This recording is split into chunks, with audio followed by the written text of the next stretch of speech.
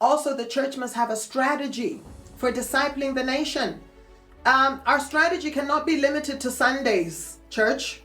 That we just come rakopana on Sunday, ropadiata, hallelujah, hosanna, that is not the strategy. The church must have a proper strategy to disciple the nation, which means we must have a strategy for economics. What is the economic strategy? As the economic situation of Botswana, has it gone down? Are we no longer able to sell diamonds? How do we contribute as a church to disciple the nation? Means we must have an economic response.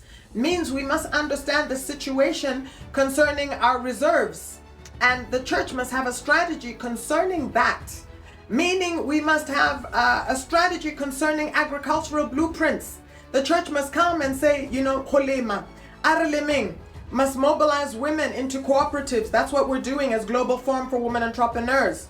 We have an issue in Botswana whereby 40% of the households in Botswana are led by single women. So the church must understand that challenge in Botswana to say, how do we empower these single-led women households?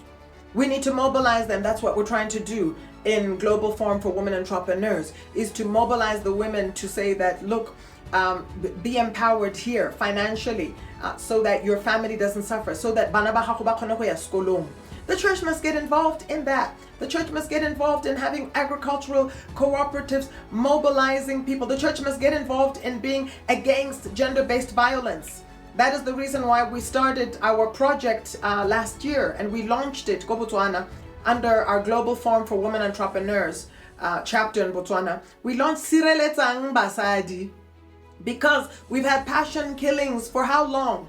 When I left Botswana 2000, passion killings was a problem. 25 years later, passion killings is worse. So the church must have a strategy. The church, as Evangelical Fellowship for Botswana, must get involved. We must get together to understand, how do we disciple the nation? We disciple the nation by bringing a strategy to lower gender-based violence. We must have a strategy. Those of us who are legally trained must bring a strategy to say, what do we need to do to help the police? The police are losing cases. The police are not, understanding how to get evidence, collect evidence. We need to train our police to make sure that the police are trained not to lose cases, to make sure that the evidence is collected in time. Women who are murdered, so that we need to make sure that there's no corruption that's allowed. How do we mobilize the court systems?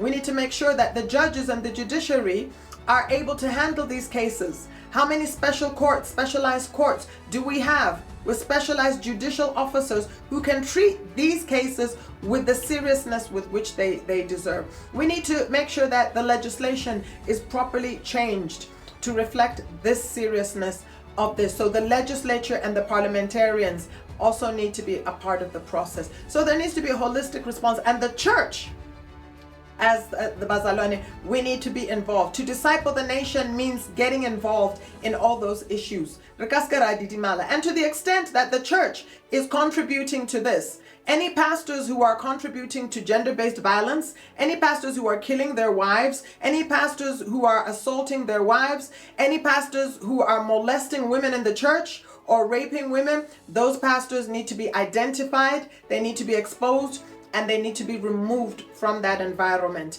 and they need to face the arm of law because they are misrepresenting the church. They are not part of the church, they are wolves. So that's part of how, I've just given you an example of how we actually take the Great Commission seriously and we disciple the nation, because it's not just about witnessing and evangelizing, it's about discipling the nation, which means getting involved at every level.